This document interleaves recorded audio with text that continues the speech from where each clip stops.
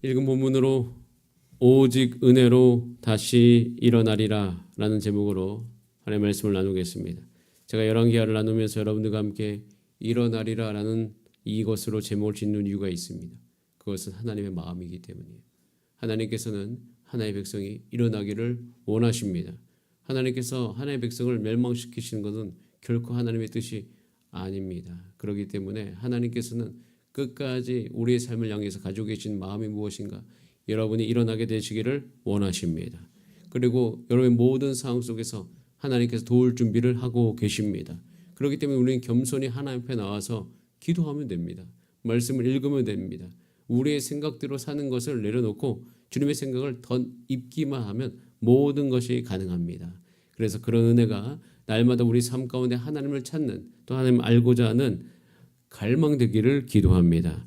자, 베드로전서 1장 3절 4절에 우리를 망하지 않게 하시고 계속 일으키시는 하나님 아버지의 마음이 분명히 표현되고 있습니다. 우리 주 예수 그리스도의 아버지 하나님을 찬송하리로다.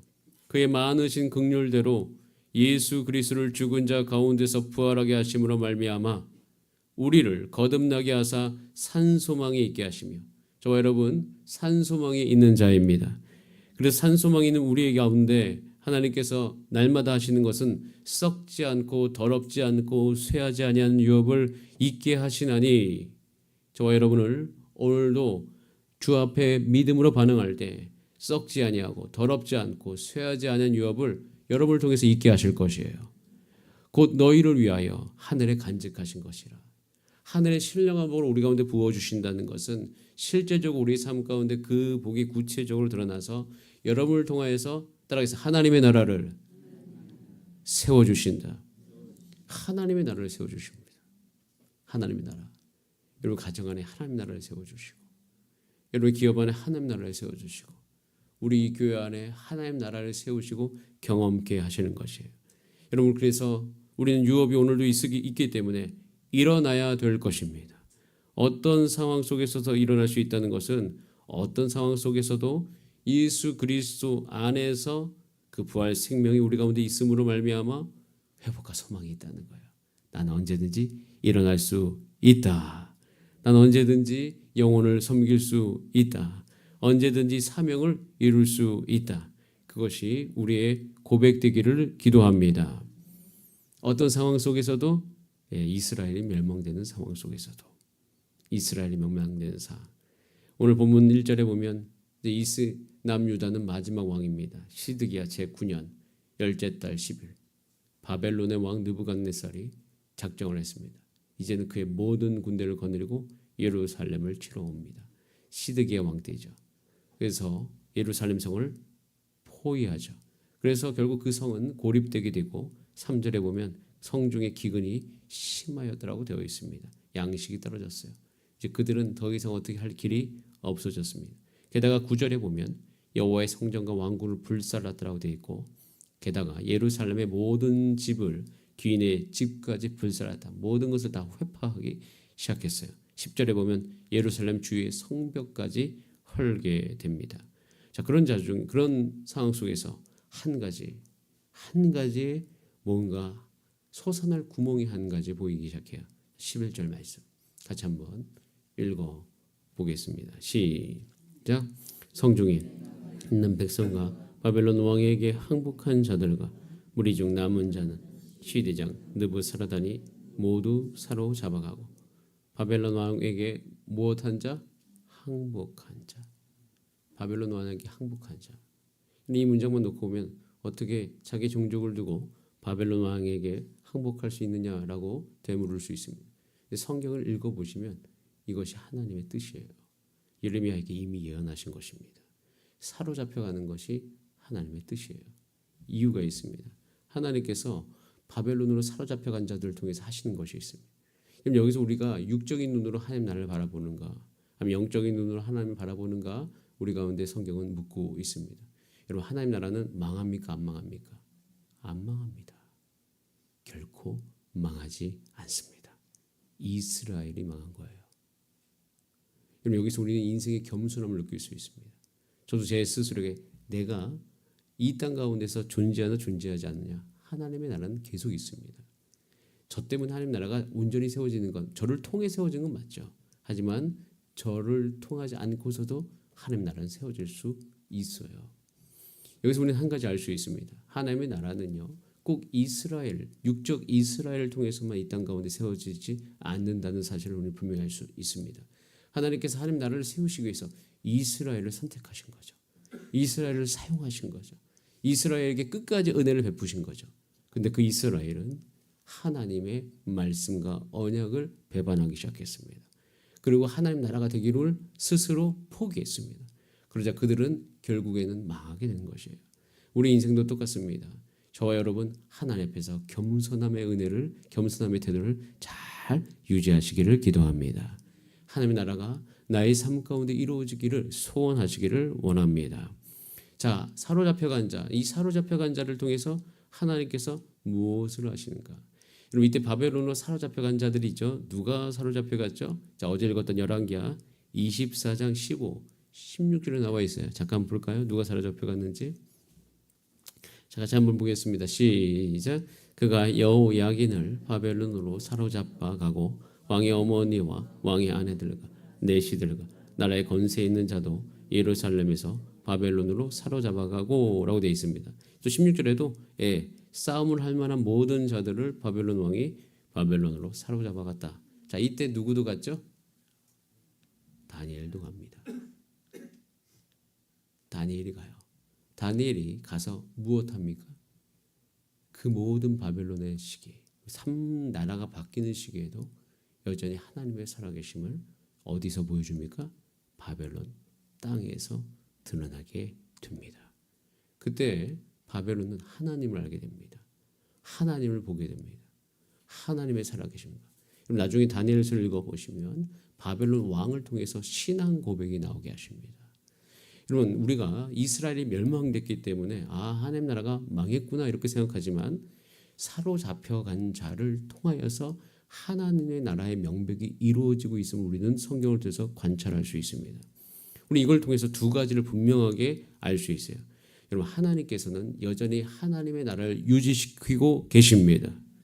그리고 하나님 나라를 유지시키는 그 모든 것과 동시에 또 한 가지 하시는 것은 그 나라 안에서 하나님께서는 은혜를 여전히 베풀어 주고 계십니다. 하나님이 그렇게 우리를 인도하고 계세요.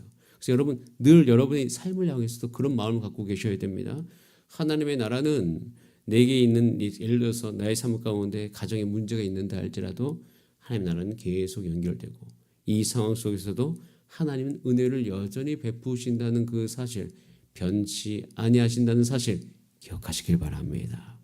그리고 이 사실은요. 열왕기하를 마무리 짓는 딱 마지막 점에도 그 모습들이 드러나고 있어요. 자 보세요. 열왕기하 25장 27절. 자 보세요. 이게 참 신비롭습니다. 이 말이 기록되고 있는 거. 자 끝절이죠. 거의 끝에 다다랐습니다. 끝에 다다를 때 나오는 한 가지 이야기가 있어요. 그 이야기가 뭐냐면 이거예요. 27절 시작. 유다의 왕 여호야긴이 사로잡혀간 지 37년 곧 바벨론의 왕 에윌 무로닥이 즉위한 원년 12월 그달 27일에 유다의 왕 여호야긴을 옥에서 내놓아 그 머리를 들게 하고 자 여호야긴을 풀어줍니다. 여호야긴을 풀어주는 일로서 열왕기하를 마무리하게 됩니다. 옥에서 내놓아 주었고 그 머리를 들게 했고 게다가 28절에 보면 지위를 회복시켜 주는데 그와 함께 있는 모든 왕의 지위보다 높였습니다. 자 그리고 29절 말씀 30절 말씀 같이 한번 읽어볼까요? 시작.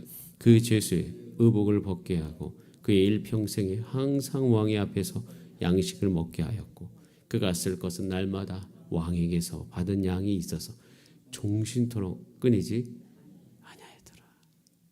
종신토록 끊이지 아니하였다. 열왕기의 마지막 내용은 바벨론 포로로 잡혔던 여호야긴 왕에게 대하여서 새로 즉위한 바벨론 왕이 후대하였다는 내용으로 마치고 있는데요. 자, 이 내용이 아주 복사한 것처럼 똑같이 나오는 성경이 하나 더 있어요. 예레미야 마지막 기입니다. 예레미야 선지자의 마지막 52장에 31절부터 34절에 똑같이 나와요. 예레미야 선지자의 끝이 이거라고요. 유다 왕 여호야긴이 사로잡혀간 지 37년, 곧 거의 뭐 복사한 듯이 합니다. 그래서 여호야긴은 왕의 머리를 들어주었고 감옥에서 풀어주었더라. 게다가 이렇게 표현하고 있어요. 그에게 친절하게 말하고 그의 자리를 그와 함께 바벨론에 있는 왕들의 자리보다 높이고 죄수의 의복을 갈아입히고 항상 왕의 앞에서 먹게 하였으니. 여러분, 예레미야서 마지막 절입니다. 그가 날마다 쓸 것을 바벨론의 왕에게서 받은 정량이 있었고 죽는 날까지 곧 종시도록 받았더라. 열왕기하의 마지막, 예레미야의 마지막 똑같이 끝납니다. 왜 이 말씀이 하나님께서 우리 가운데 보여주실까요? 우리가 알다시피 여호야긴은 여호야김의 아들입니다. 여호야긴 다음에 시드기야는 사실 숙부, 거의 그냥 큰아버지, 작은아버지 같은 개념이죠. 유다의 마지막 세 왕입니다. 자, 그런데 여기서 우리는 한 가지를 분명히 알 수 있어요. 여호야긴의 이름의 뜻이 뭐냐면 여호와께서 친히 세우시느라는 뜻을 갖고 있습니다. 하나님께서 이 열왕기하를 마무리하면서 또 예레미야를 통해서, 예레미야 선지자를 통해서 그 모든 예언서를 마지막 마무리하면서 한 가지 우리 가운데 보여주고 있어요. 하나님의 은혜와 하나님의 살아계심과 하나님의 나라는 멸망하지 않고 연결되고 있음을 우리 가운데 보여줍니다. 여러분, 여기서 우리는 소망을 가질 수 있어요. 하나님의 나라는 끊기지 않는다. 여러분, 우리 인생 가운데서도요, 이 지점이 있습니다. 저도 인생을 살다 보면 잘못하는 것이 있어요. 잘못하는 것을 말하면 잘못된 열매가 있을 때가 있습니다. 근데 그 열매 가운데 참 하나님에 대해서 여러 가지 생각이 들고 또 마음이 쉽지 않습니다. 그때 성경을 읽고 있으면 쉽진 않지만 이 열왕기상을 읽을 때 이 하나님의 백성이 하나님을 떠나서 이런 결과를 얻었구나. 내 인생도 하나님 말씀을 떠나서 이런 열매를 얻었구나. 그럼 내 인생은 아무런 소망이 없단 말이냐? 라고 생각할 때 하나님께서 이 열왕기하 마지막에 그렇지 않다라고 말씀해 주시는 거예요. 그래도 너희 삶 가운데 소망이 있다. 하나님께서 친히 세우실 것이다. 그러면서 이 딱 지점에서 마태복음 1장의 족보를 읽게 되면 매우 놀랍습니다. 매우. 왜냐하면 이 여호야긴이 살잖아요. 그럼 이 여호야긴이 살았으면 저는 궁금합니다. 뭐가? 이 여호야긴이 예수님의 족보에 나오나? 나오죠. 그래서 마태복음 1장 17절에 보면 11절에 보면 바벨론으로 사로잡혀 갈 때 요시아는 여고냐와 그의 형제들을 낳았다라고 했습니다. 여고냐, 이 누구냐면 여호야긴이에요. 그래서 이 여호야긴은 예수 그리스도의 족보 안에 딱 들어갑니다. 자, 그 다음에 이 여고냐는 스알디엘을 낳고 스룹바벨은 스룹바벨을 낳았다. 자, 스룹바벨은요 나중에 하나님의 주의 성전을 세우는 정말 중요하게 쓰임 받는 사람 중에 하나인 것이죠. 결국 이 여호야긴을 통해서 스룹바벨의 혈통이 이어지고 이 혈통의 끝은 누구예요? 예수 그리스도시에요. 저는 거기서 한 가지 이 여호야긴은 하나님 나라가 멸망하는 그 시기에 여전히 임하는 하나님의 은혜를 우리 가운데 보여주고 있다고 저는 보고 있습니다.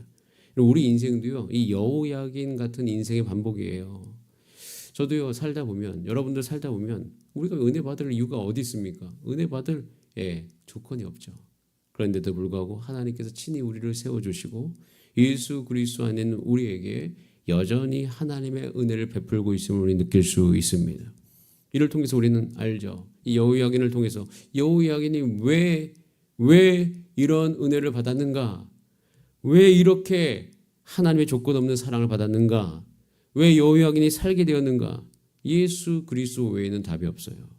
오직 예수 그리스도 때문에 그에게 하나님의 은혜가 임하였다는 것 외에는 알 길이 전혀 없습니다. 그런데 그게 전부인 거예요. 하나님께서 이 하나님의 나라 예수 그리스도가 이 땅에 오시기까지 하나님의 열심과 은혜로 말미암아 하나님의 백성을 철저히 보호하고 계시는 것을 우리는 볼 수 있습니다. 저와 여러분, 하나님의 은혜와 하나님의 일하심은 은혜로서 말미암아 우리 가운데 임할 것이에요. 예수 그리스도 안에 있는 은혜. 나는 받을 자격이 없지만 하지만 분명하고 확실하고 여전히 있고 그리고 끊기지 않는 그 놀라운 하나님의 은혜, 우리 가운데 반드시 부어질 줄 믿습니다. 이것을 아는 자는 우리는 가만히 있을 수 없습니다. 이것을 믿는 자는 우리는 주 앞에 달려나와 기도할 수밖에 없고, 오늘도 우리는 삶의 일상에서 우리는 주님을 바라볼 수밖에 없습니다.